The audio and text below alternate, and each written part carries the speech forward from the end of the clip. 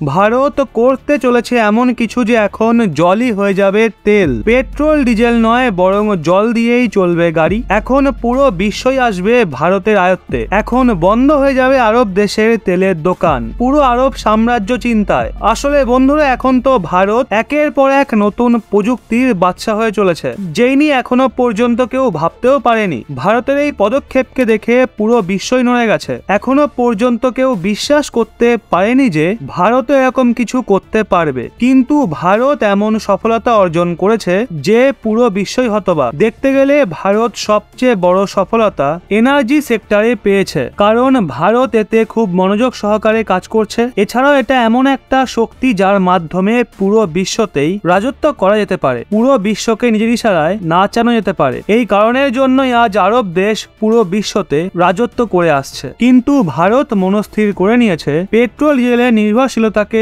শেষ করার জন্য। এখন আরব দেশের ব্যান্ড বাজতে চলেছে, এদের পেট্রোল ডিজেলের দোকান এখন বন্ধ হতে চলেছে। বন্ধুরা, এখন পুরো বিশ্ব ডিজেল পেট্রোলের ওপর এতটা নির্ভরশীল হয়ে পড়েছে যে এর দ্বিতীয় কোনো বিকল্পের বিষয়ে কখনো চিন্তা ভাবনাও করেনি। কিন্তু এখন পুরো বিশ্বই সোজা পথে চলে এসছে, যখন পুরো বিশ্বই মূল্যবৃদ্ধির সম্মুখীন হচ্ছে। এছাড়া এটাও ভয় আছে যে যাতে তাদের অস্তিত্বই না শেষ হয়ে যায়, কারণ ডিজেল পেট্রোলের জন্য দূষণ এত পরিমাণে বেড়ে গেছে যে আমাদের পৃথিবী সম্পূর্ণভাবে বিধ্বস্ত হয়ে গেছে। কিন্তু এখন সবাই পৃথিবীকে পুনর্জন্ম দেওয়ার জন্য চেষ্টা করছে। এক্ষেত্রে সবার প্রথমে ভারত রয়েছে, আর এই সব মোদী সরকার আসার পর থেকেই হচ্ছে, কারণ মোদী সরকারের স্বপ্ন ভারতকে সম্পূর্ণভাবে আত্মনির্ভর করে তোলা, এর সাথেই ভারতকে জিরো কার্বন এমিশন সম্পন্ন কান্ট্রি করে তোলা। বন্ধুরা, ভারত অনেক দূর পর্যন্ত চিন্তা ভাবনা করে রেখেছে, যেটা এখনো পর্যন্ত কেউ ভাবতেও পারেনি।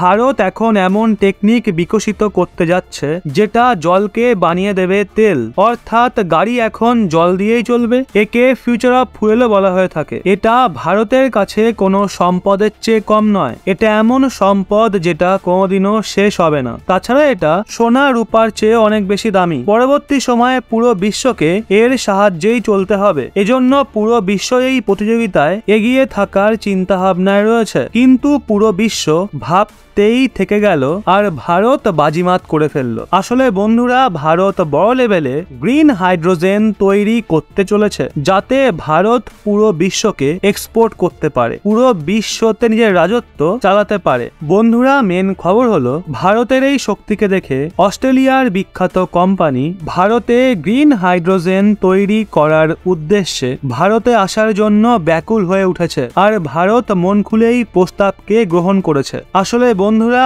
ভারতের Pune based startup Thermax Australian company Fortescue Futurist ইন্ডাস্ট্রির সাথে একটা মেমোরেন্ডাম অফ আন্ডারস্ট্যান্ডিং সাইন করেছে। এটা সেই কোম্পানি যেটাকে আনার জন্য ভারত অনেক দীর্ঘ সময় ধরে চেষ্টা করছিল, আর এখন ফাইনালি এই কোম্পানি ভারতে আসতে চলেছে। এই অস্ট্রেলিয়ান কোম্পানির সবচেয়ে বড় বিশেষত্ব হলো বিশ্বজুড়ে যেখানে রিনিউয়েবল এনার্জি গ্রিন হাইড্রোজেনের প্রোডাকশন করার জন্য যত পাওয়ার সোর্সেসের প্রয়োজন হয়, সেটা হাইড্রো পাওয়ার প্ল্যান্ট হোক, জিওথার্মাল হোক অথবা সোলার বা উইন্ড, এই সবকে অনেক কম দামে প্রোভাইড করে, যাতে হাইড্রোজেনের প্রোডাকশন একটা সাস্টেনেবল পদ্ধতিতে করা যেতে পারে। এছাড়াও হাইড্রোজেন খুব কম দামে প্রডিউস করা হবে। রিপোর্ট অনুযায়ী কোম্পানি ভারতের মধ্যে নতুন ইউনিট লাগাতে চলেছে, যেখানে মাল্টিপল টাইপ রিনিউয়েবল এনার্জি প্রোডাক্টকে ম্যানুফ্যাকচার করা হবে। এছাড়াও কোম্পানি ভারতে যত বড় অয়েল কোম্পানি রয়েছে তাদের সাথেও কাজ করবে, যাতে সেই কোম্পানিগুলো বেশি বেশি পরিমাণে হাইড্রোজেন উৎপাদন করতে পারে। কোম্পানির কথা অনুযায়ী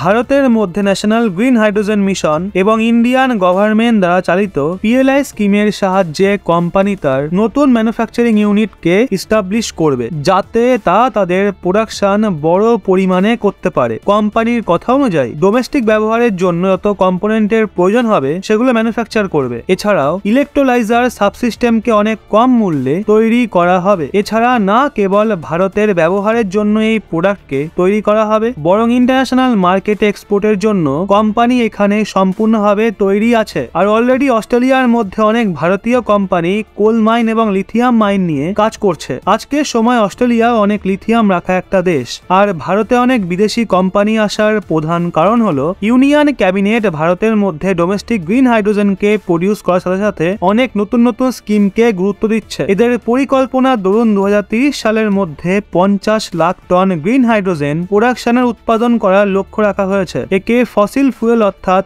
ডিজেল পেট্রোল ইম্পোর্টে প্রায় 1 লক্ষ কোটি টাকা পর্যন্ত নির্ভরতাকে সম্পূর্ণভাবে শেষ করে দেওয়া হবে। এই গ্রিন এনার্জি থেকে দেশের রিনিউয়েবল এনার্জি ক্যাপাসিটিতে 125 মেগাওয়াটের বৃদ্ধি হবে। এই মিশনের জন্য গভর্নমেন্ট 19,744 কোটি টাকা বরাদ্দ করেছে, যাতে ভারতকে গ্রিন হাইড্রোজেন হাব তৈরি করার উদ্দেশ্যে কাজ করা যেতে পারে। আপনাদের বলে রাখি, গ্রিন হাইড্রোজেন এক ধরনের ক্লিন এনার্জি যা রিনিউয়েবল এনার্জির মতো সোলার পাওয়ারের ব্যবহার করে জলকে হাইড্রোজেন ও অক্সিজেনে ভাঙার ফলে উৎপন্ন হয়। হাইড্রোজেন উৎপন্ন করার দুটো পদ্ধতি রয়েছে। প্রথম হলো জলের ইলেকট্রোলিসিস। এতে প্রথমে জলকে বিদ্যুতের সংস্পর্শে নিয়ে যাওয়া হয় যাতে অক্সিজেন এবং হাইড্রোজেন জল থেকে আলাদা হয়ে যায়। দ্বিতীয় হলো প্রাকৃতিক গ্যাস থেকে হাইড্রোজেন এবং কার্বনকে আলাদা করে নেওয়া হয়, আর এই সব ইলেকট্রোলাইজারের মাধ্যমেই সম্ভব হয়। আসলে ইলেকট্রোলাইজার হাইড্রোজেন এবং অক্সিজেনের মলিকিউলকে আলাদা করে। এটা জলের মলিকিউলকে হাইড্রোজেন এবং অক্সিজেনে ভাঙার জন্য বিদ্যুতের ব্যবহার করে। ইলেকট্রোলাইজার অনেক দামি হয় কারণ ইলেকট্রোলাইজারে মেটালকে গলিত অবস্থায় রাখা হয়। এই কারণের জন্যই ইলেকট্রোলাইজারের এত দাম হয়ে থাকে। এর সাথে ম্যানুফ্যাকচারিংও অনেক মুশকিলের কাজ। এজন্য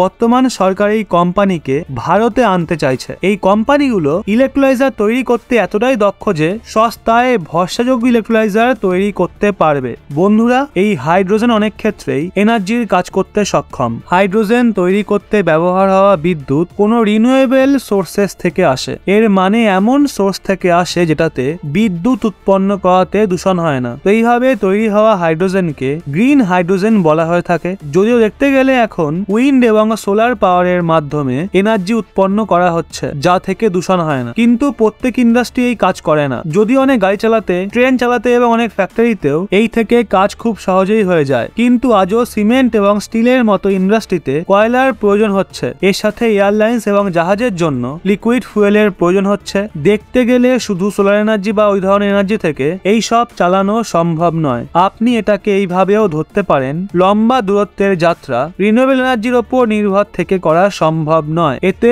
প্রয়োজন হয় হাইড্রোজেনের, যার ব্যবহার স্টিল, সিমেন্ট ইন্ডাস্ট্রি সহ এয়ারলাইন্স এবং জাহাজে লম্বা দূরবর্তী যাত্রার জন্য হতে পারে। একে স্টোর করা যেতে পারে আর প্রয়োজনীয়তার হিসাবে একে ব্যবহার করা যেতে পারে। হাইড্রোজেন এত গুরুত্বপূর্ণ কারণ হাইড্রোজেন ডিজেলের তুলনায় 4 গুণ বেশি মাইলেজ দেয়। এই কারণের জন্যই ভারতে এই ধরনের হাইড্রোজেন ফুয়েল তৈরির কাজ খুবই দ্রুততার সহিত চলছে। আর এই সব বাস্তব এর জন্য লাগছে কারণ ভারতে অলরেডি গ্রিন হাইড্রোজেনে বাস গাড়ি চলছে। যদি সবকিছু ঠিক থাকে তাহলে খুব তাড়াতাড়ি ভারত বিশ্বের সবচেয়ে বড় হাইড্রোজেন সাপ্লায়ার হয়ে যাবে। এছাড়াও পরবর্তীকালে ভারতের ইকোনমিতে অনেক বড় পরিবর্তন দেখতে পাওয়া যাবে। এর সাথেই ভারতে নতুন নতুন কর্মক্ষেত্র চালু হয়ে যাবে। তো বন্ধুরা, এই সম্পূর্ণ বিষয় নিয়ে আপনাদের কি মতামত এবং খবরটা শুনে আপনাদের কেমন লাগলো তা অবশ্যই নিচে কমেন্টে জানান।